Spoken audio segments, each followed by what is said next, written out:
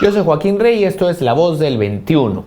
En Perú 21 vemos con preocupación una aparente ola de violencia que está a nuestro alrededor, que se manifiesta en hechos cotidianos y también en hechos emblemáticos como el asesinato terrible que sucedió el pasado lunes en los exteriores, en los alrededores del ex terminal terrestre de Fiori, en un hotel donde dos sujetos, un peruano y un ciudadano venezolano, fueron descuartizados. Y esto nos lleva a preguntar, bueno, la delincuencia y el crimen siempre han existido, pero ese grado de violencia llama la atención. ¿Qué nos está pasando? ¿Qué nos conduce a tener esta convivencia y esta vida tan violenta? Y queremos explorarlo también desde el punto de vista de la psicología, y por eso el día de hoy hemos tomado contacto con el doctor David Villarreal. Él es decano del Colegio de Psicólogos, y vamos a preguntarle, pues acudiendo a una fuente experta sobre este tema. Doctor Villarreal, ¿cómo está?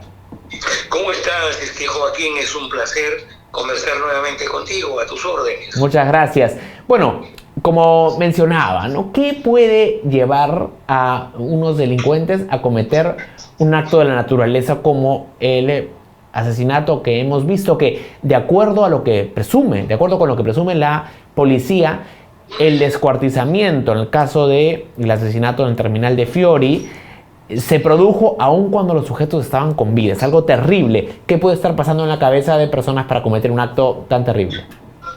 Desde luego que para cometer un acto de esta naturaleza hay que distorsionar la persona, la visión del mundo.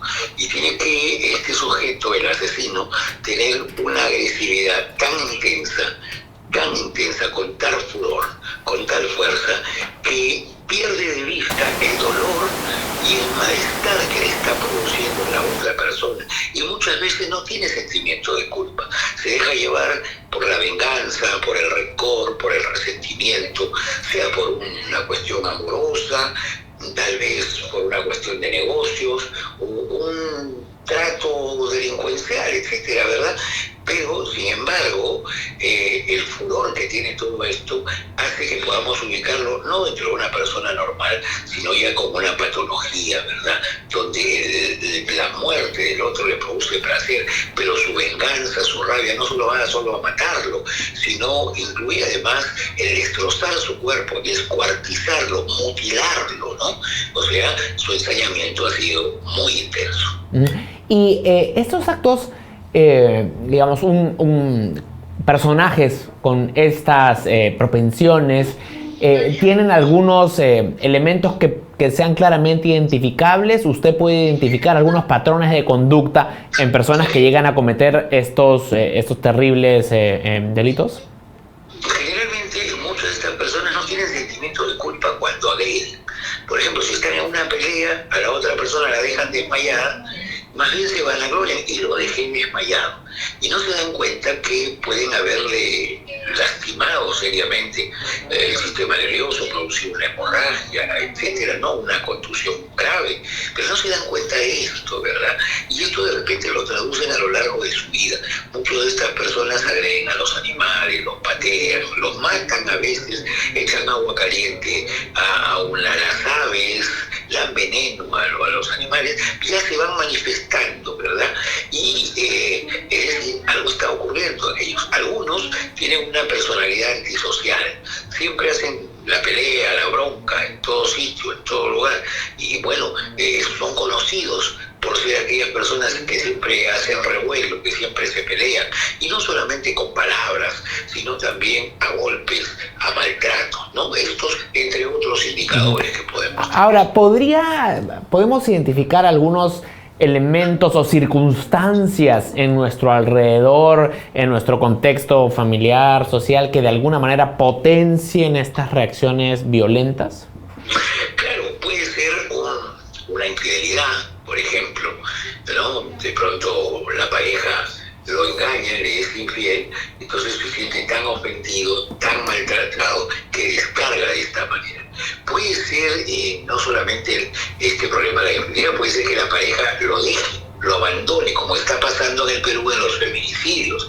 Generalmente el feminicida, según los casos analizados, mata cuando ella le dice, basta ya, ya no quiero seguir contigo. Y él, que se siente dueño, el macho, ¿no? Entonces la agrede, la lastima de tal manera que la mata y la asesina, ¿no? Puede ser que dentro del mundo del AMPA hay reglas muy fuertes, ¿no? Quien no paga, quien no cumple con tal, entonces lo matamos. Como ocurre en muchos lugares, quien no paga la droga que se le dio, lo matamos.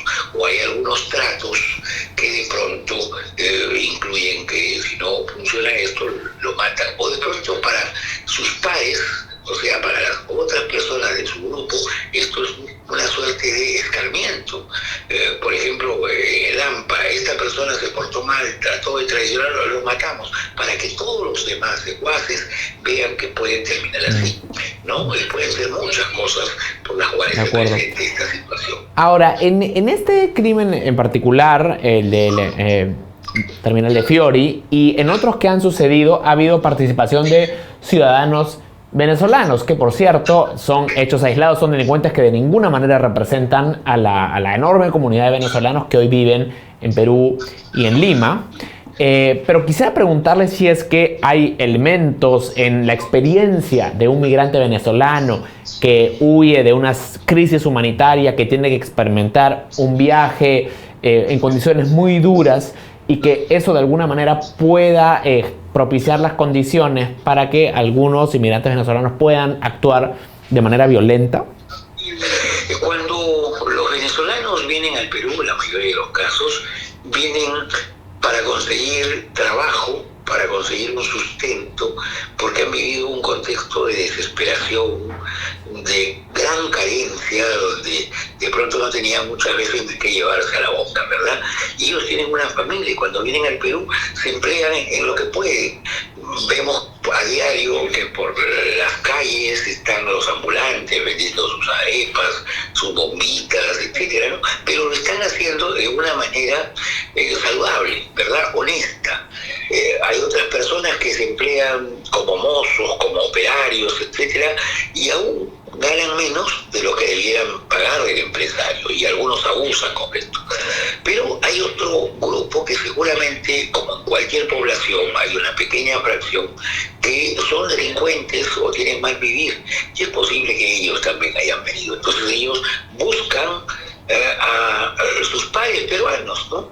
Y buscan meterse en esos contextos. Si yo soy adicto, buscaré adictos peruanos. Si yo siempre robaba o tenía una actividad de esta, buscaré a otros peruanos o formaré una nueva banda con mis compañeros, ¿verdad? Y entonces, pero esto es una pequeñísima fracción, porque hay muchos amigos y hermanos venezolanos que pues son muy emprendedores, muy honestos, estudiosos, y tienen muy buen perfil y son muy buenas personas, ¿verdad?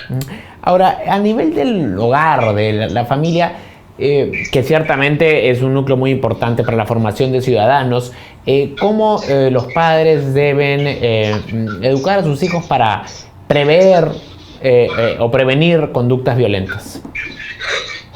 Primero es el ejemplo que los padres llevan. Si los padres son gritones, los hijos van a ser gritones. Si los padres son violentos, los hijos van a ser violentos. Si los padres son nerviosos, los hijos van a ser nerviosos, porque ellos aprenden de ellos. Sin embargo, los padres deben de aprender, deben de poner límites a los hijos, muy sabiamente, con mucho cariño, con mucho afecto. Esto se hace, esto no se hace. Yo le pego a mi hermano, mi padre me deberá poner límites, ¿no es cierto? No pegándome, no golpeándome, no combatiendo la violencia con violencia, sino de repente me podrá decir, yo los amo a ambos, como a la mano derecha y a la mano izquierda, y me duele mucho que mis hijos se peleen, pero tienes que poner límites. Un chico que exagera sus impulsos, el padre debe poner límites, la madre debe poner límites, pero si no tenemos estos límites, por muchas razones, porque ellos no saben poner límites, porque los sobreprotegen, o porque ellos tampoco son padres sin límites, porque gritan, ofenden, insultan, maltratan, seguramente estos hijos van a entrar en algo que se llama la cadena de la violencia. Y en esta cadena de la violencia, cuando ellos tengan sus hijos, también lo van a hacer así, violentos y agresivos.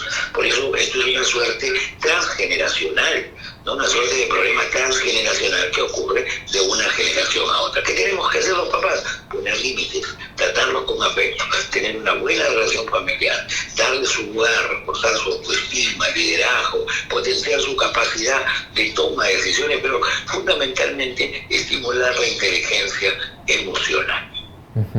De acuerdo, doctor, le agradezco mucho. Es importante, entonces, ya saben, los padres tienen una tarea para prevenir la violencia en nuestra sociedad. Era el doctor David Villarreal, decano del Colegio de Psicólogos de Lima. Doctor, le agradezco mucho. Gracias, Joaquín, a la orden. Muchas gracias, hasta luego. Era entonces el doctor David Villarreal en Perú 21 Televisión. Desde Perú 21 condenamos siempre los hechos de violencia. No debemos permitir que la coyuntura política, lo que sucede en el Congreso, nos haga perder de vista lo que sucede en nuestras comunidades y nos haga indiferentes frente a hechos de violencia que se viven a todo nivel y en todo espacio. Tenemos una tarea como ciudadanos para denunciarla y prevenirla. Sigan atentos a la programación de Perú 21 Televisión. Con permiso.